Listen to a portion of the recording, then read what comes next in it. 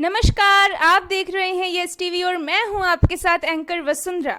तो दर्शकों, आज हम आए हैं यमुनानगर के गुरु नानक खालसा कॉलेज के principal doctor major H S. Kang के पास, जो कि एक प्रिंसिपल होने के साथ साथ एक एनसीसी ऑफिसर भी हैं और रजिस्ट्रार भी हैं। तो आइए जानते हैं कि वो किस तरीके से अपने स्ट्रगल के बेसिस पर इस मुकाम तक पहुंचे हैं और इस कोरोना पैंडेमिक में बच्चों को किस तरीके से अपने स्टडी पर भी ध्यान देना चाहिए और किस तरीके से सब कुछ अरेंज करना चाहिए। तो चलिए उनसे बातचीत करते हैं।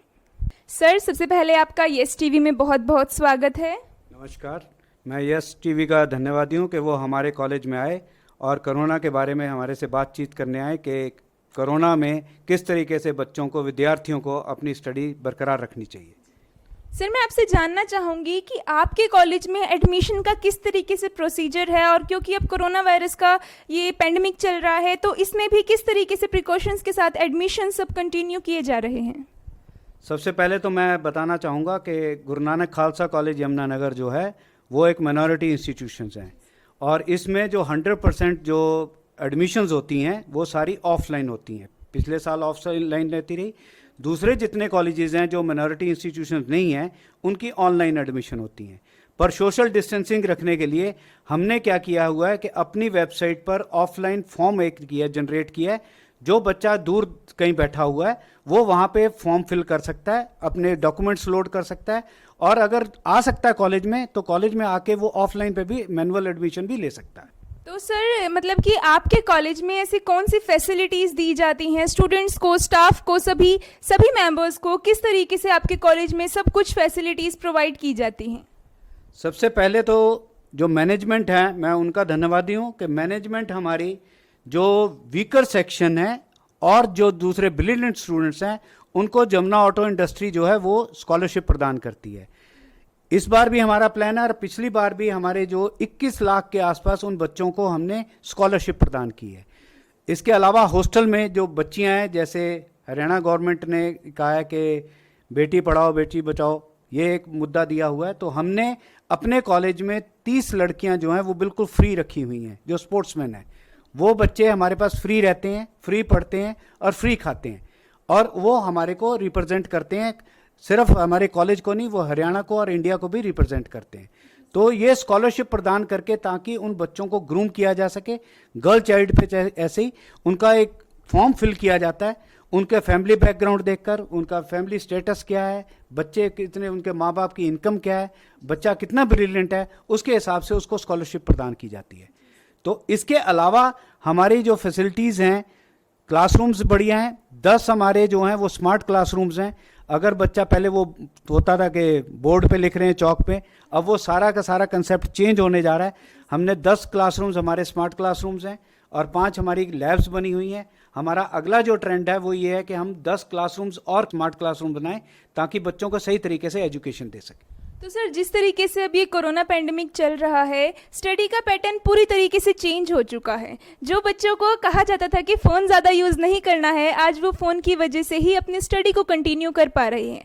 लेकिन वो कहते हैं ना कि ऑफलाइन और ऑनलाइन मीडियम में डिफरेंस तो हो ही जाता है स्टडी के रिलेटेड। तो पहले आपको क्या डिफरेंस देखने को मिलता था इस कोरोना पैंडेमिक से पहले, और इस कोरोना पैंडेमिक के बाद किस तरीके से स्टडी सब कुछ चेंज हो गई है? सारा ये कि एक ट्रेडिशनल जो एजुकेशन थी और एक ई लर्निंग थी, दोनों में डिफरेंस आ चुका है। काफ़ी कोरोना ने बदलाव किया है। 23 मार्च से लेके हमारे जितना स्टाफ था सारों ने ऑनलाइन टीचिंग की है और मैंने खुद भी किया है। और मैं ये महसूस करता हूँ कि जो बच्चे क्लास में नहीं थे वो ऑनलाइन लर्निंग में ज़्यादा थे, बच्चे प्रेजेंट थे। तो ट्रेंड चेंज हुआ है, पर उसके साथ साथ हमारा बच्चों का झुकाव होना चाहिए कि वो लर्न करना चाहते हैं कि नहीं करना चाहते। अगर वो लर्न करना चाहते हैं तो इट इज़ वेरी बेनिफिशियल। तो मेरा तो ये सुझाव होगा कि हफ्ते में 2 दिन तो ज़रूरी होनी चाहिए ऑनलाइन लर्निंग, चाहे ये पैंडेमिक ख़त्म भी हो जाए।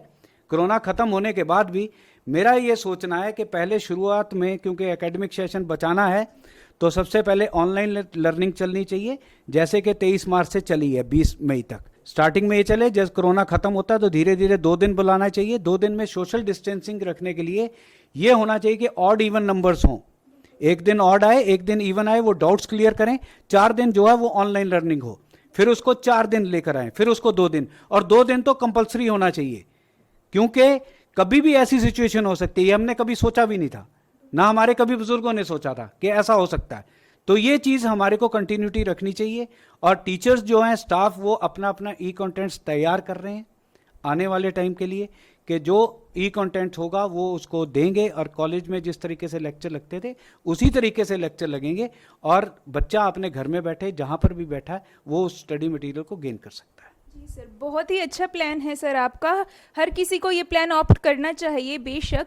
लेकिन सर मैं आपसे जानना चाहूँगी कि जिस तरीके से अब ये ऑनलाइन मीडियम चल रहा है, तो आप अपने कॉलेज स्टूडेंट्स को किस तरीके से ऑनलाइन मीडियम के थ्रू पढ़ा रही हैं और सब कुछ किस तरीके से कर रहे हैं? पिछली बार हमने इसी तरीके से बच्चों को गाइड किया, कोई व्हाट्सएप पे कर रहा था, कोई जूम मीटिंग पे कर रहा था, हर एक ने अपना अपना मीडिया बनाया। हमारी कोशिश ये है कि हम कॉलेज का एक प्लेटफॉर्म हो, उस प्लेटफॉर्म में एक पैटर्न हो, वो जो बच्चों को भी पता हो और वो टीचर्स को भी पता हो, और हर एक टीचर को पता हो कि मैंने इस तरीके से क्लासेस लेनी है। पहले क्या था कि जूम पे कर रहा है, कोई गूगल मीट पे कर रहा है, हर एक, तो एक पैटर्न जब फॉलो होगा तो डेफिनेटली जो है इसका इफेक्ट ज़्यादा होगा। पर प्रॉब्लम कहाँ है? यहाँ पर प्रॉब्लम सिर्फ आ गई जहाँ पे प्रैक्टिकल सब्जेक्ट्स हैं। प्रैक्टिकल सब्जेक्ट्स के लिए आपको कॉलेज आना पड़ेगा या आपको सिखाना पड़ेगा, वो लैब में ही होगा।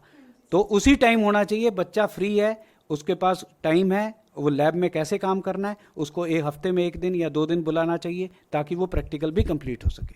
तो इस तरीके से जब एक यूनिफॉर्म प्लेटफॉर्म होगा, लर्निंग मैनेजमेंट सिस्टम एक आने जा रहा है, तो उसमें सारे के सारे टीचर और स्टूडेंट्स इन्वॉल्व होंगे। सबको जब ये जानकारी होगी तो डेफिनेटली इसके रिजल्ट्स अच्छे आएंगे।